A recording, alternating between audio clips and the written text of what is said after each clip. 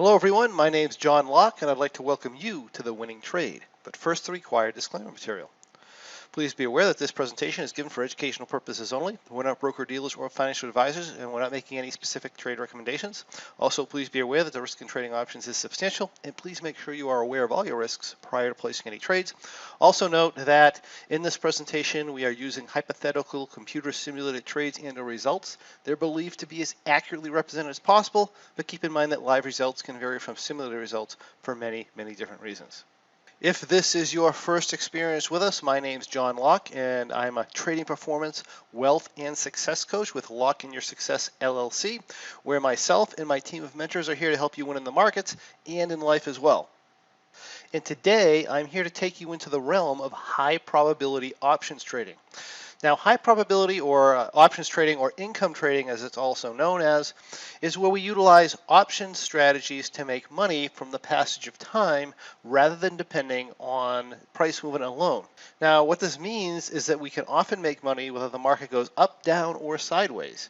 Now, this doesn't mean we're going to make money all the time, but it does mean that we're much more likely to make money, or we have a much higher probability of making money than we would if we were purely directional trading.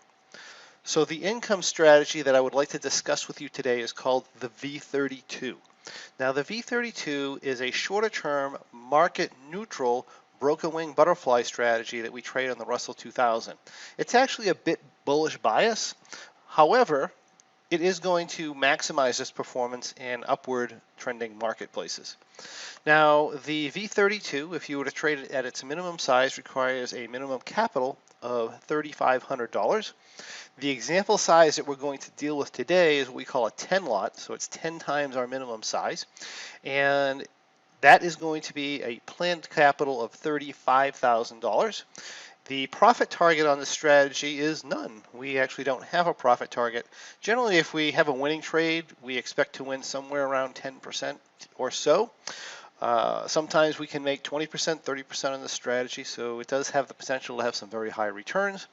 And our exit loss trigger is going to be 7.1% of our planned capital, or in this case, $2,500.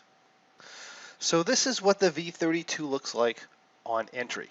Now, for those of you who are new, you may not understand what the heck you're looking at.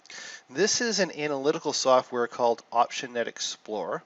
And what this software does is it shows you the risk in your positions with price movement and the passage of time. So over here on the left side, we have the asset that we're trading. We're trading the Russell. The current Russell price is 2239.63. That's as of April 21st, which is a Wednesday. And let me shift us back to 1530, or our entry time here. Now 1530 is 3:30 Eastern.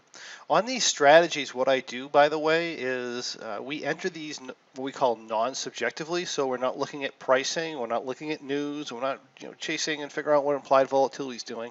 We're simply watching the calendar.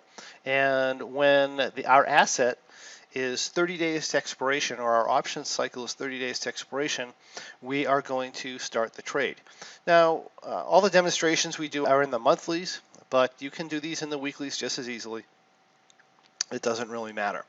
So what this software is telling us is we're looking at an expiration cycle for May 2021. We are 30 days to expiration. On the top is the calls, on the bottom is the puts. Of course, we have our strike levels here down along the sides. If we take a look at this, with our position, what we're going to do is we're going to do what's a formation called a broken wing butterfly. So what a broken wing butterfly is it's two vertical spreads, if you know what those are, and they kind of face each other, and you'll see that in the analytical graph, and they have different sizes.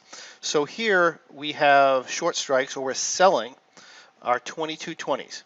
Why are we selling the 2220s? We're selling the 2220s because, according to the rules of the strategy, we are going 17 to 27 points under the market for our short strikes, and the market price right now, or the Russell price, is 2237. That puts us at 2220. So we're going to sell 20 of the 2220s, and then what we're going to do is we're going to buy 10 of the 2160s. That's 60 points underneath our 2220, so it's what we call a 60-point wing. And then we're going to buy some 2260s, which are 40 points over our short strikes, and that's called a 40-point wing. And this creates what we call a broken wing butterfly structure. Now, if we come over to our analytical part of the graph here, we have the asset price along the bottom. That's different than your standard price chart that has the prices up the side. All right, on our analytical chart, our prices along the bottom. Now this shows us essentially three things. It shows us our profit and loss with price movement, and it shows us how things are going to change over time. So when I look at this, you see the triangular shaped line, or the sharp edged line, the blue, dark blue line here. And this is what we call the expiration graph. And what this tells us is the value of this position at any asset price at expiration, or in the future, 30 days in the future to be exact. The other line we have here is called a T plus 0 line. This shows us our estimated value or our projected value of this position at any given price point as of today. And it's called the T plus 0 line, or today plus 0.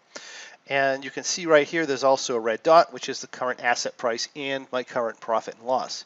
Over time, what's expected to happen is this T plus 0 line moves towards our expiration line, and therefore if the price didn't move and only time passed, for example, then at expiration this position would be worth almost $25,000, or would have gained almost $25,000 in profits. Also, if we come back down here, you can see our total risk in the position at this point is only about $18,000.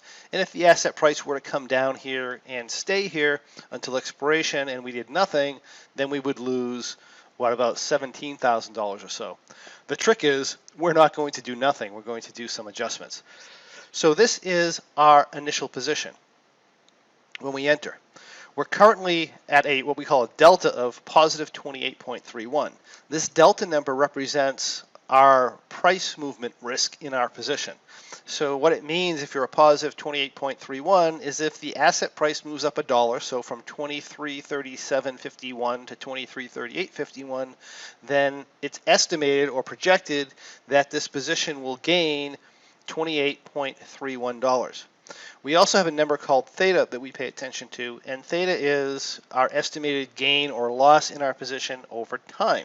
Now, if you buy stock, you would have 0 theta, because if a stock is $100 and it stays $100 for the next 3 years, you don't gain or lose any money. It's different in an options position. In this case here, we're positive 89.85 theta, which essentially means that tomorrow, if nothing else changes, this position is expected to be to gain in value $89.85 in profit and loss. If I buy a single option, then I'm usually negative theta. If I sell options, I'm usually positive theta. So our game here is to watch our theta number, watch our delta numbers, and see if we can make money through the passage of time and control our price movement risk along the way. So with this here, we have what we call adjustments. And the adjustments that we make to this strategy is if the market or the Russell price drops below our short strikes, which in this case are 22.20, if the asset price drops below 22.20 at our checkpoint time, this is not one of those strategies you have to watch all the time. It's one of those strategies that we just come in once a day, we take a look at it, and if one of our parameters are breached, we adjust or exit the trade or whatever we need to do. So in this case here, our parameter is 22.20. If the asset price is under that level at checkpoint time, we will exit the position and roll it back. So we're going to essentially take this off and move it. If the asset price goes up and we get to the point where this T plus 0 line turns negative on our delta number, we're going to adjust this position, and we're going to adjust that by taking our 2260s down to 2250. Now, once we adjust this, there are different rules for adjustments to the downside, and we're not going to be able to cover all of those in this short video demonstration, but we'll do the best we can as the situation comes up. So this is our entry position here. I'm just going to go to the first adjustment. So it's April 21st, And what we do here is we do nothing until May 11th. So April 21st to May 11th is what, about 20 days? Over those 20 days, the market had moved around and so forth. But now, actually, if we look at our price chart, we can see. Okay, so over this time period, the asset price actually dropped quite a bit. And now it dropped even more. Now, remember I said that this was a bullish bias strategy? And it is. But the great thing about this strategy, unlike a directional strategy, right? A directional strategy, it moves down a certain amount, you get stopped out, and a lot of times the amount it moves down is very little. In this type of position, we can get a very large move to the downside and still usually work out okay. So that's what happened in this case. Remember, we started with our asset price up here at, let's see, it was at about almost 22.40. The price dropped all the way down at 22.06. And the position's actually up $1,760. Pretty cool. So we're here, but we are past what we call an adjustment point. Remember, we said that if the asset price drops under 22.20, and it's now 22.06, we're going to roll it back. And roll it back consists of removing this position and repositioning it down at our new entry point, which is actually going to be, remember, 17 is 27 points under the money. That's going to be 21.80. So let's take a look at this. So we come back down to 21.80. We do our 60-point wing on the bottom. We sell our 21.80s. We buy our 21.20s. Then we do our 22.20s here up at for our upper long strikes. Now, when we do this rollback, particularly if we get close to expiration, we're not always able to go into a 60-40 broken wing butterfly, in which case we change the parameters of the wings, and that's within the general rule set of the strategy. But let's go to our next adjustment point. So it's Tuesday, May 11th, 2021, and next adjustment happens the very next day. So this is what happens. We get a 69-point down move following our other down move. Now, being bullish bias in the strategies may be hurting us a little bit because the price movement is just too fast. But let's look at the price chart. We started up here in a bullish bias strategy. We had to adjust back here, and now we got another really big down move to the downside. And it took away our profits, but we're still within our loss tolerance. Remember, our loss tolerance is $2,500 with a down move. And this is perfectly fine, but we are going to want to reset this. So we're at 27.31. We're going to want to move this position back to, let's see, 21.20. That's 100 points down from our starting position, right? I'm going to want to move it down here. So there's our 21.20 shorts, 60-point wing to the downside at 2,060, 40-point wing to the upside at 21.60. This is our new position here. Now, one of the things I love about this strategy is by maintaining our positive delta bias in the strategy, it recovers really well if you get these market conditions where we get these really big down moves. Assuming you survive the down move, we get these really big down moves like this one, and then we get a really fast reversal or a V reversal to the upside. Typically, this strategy does pretty well. So let's see what happens here. We'll go to, it's May 12th, and we'll just go day by day here. On the 13th, we get a big up move. We get a nice shift in our T plus 0 line here. It comes up above. You notice the rise in the T plus 0 line. And we're now up $950 in the position. We're still positive delta, so we do nothing. We go to the following day on the 14th. What happens here is the position's up $1,300, and we've turned negative delta. So if you look at our delta number, it's minus 1875. So what we're going to do is we're going to take these upper long strikes and we're going to bring them down. In the process, when we do that, we oftentimes, depending on how our front wing is positioned, we're also going to take some risk out of the position by moving these 2060s up to 2070. So in this case here, what we did is we moved them both. All right, so let me shut this off again. I'll put this here so it's more clear.